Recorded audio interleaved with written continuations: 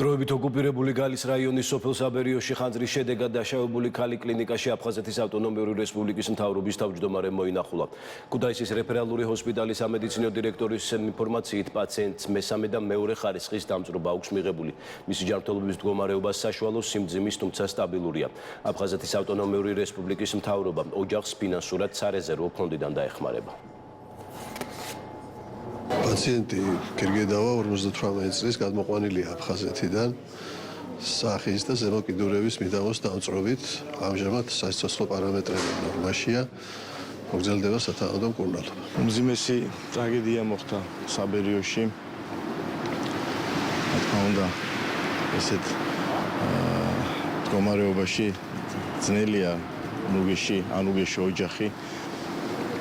მე მოვინახულე გარდაცვლილი ბავშვების ბებია, რომლის ფიზიკური მდგომარეობა დამაკმაყოფილებელია, თუმცა ყველანი ღმერთის შვილები ვართ და კარგად გვესმის, რომ მისი მორალური და ფსიქოლოგიური მდგომარეობა გაცილებით უარესია. და უნდა ყველაფერი გავაკეთოთ იმისთვის, რომ რაღაცნაირად შევამსუბუქოთ მათ ეს ტკივილი.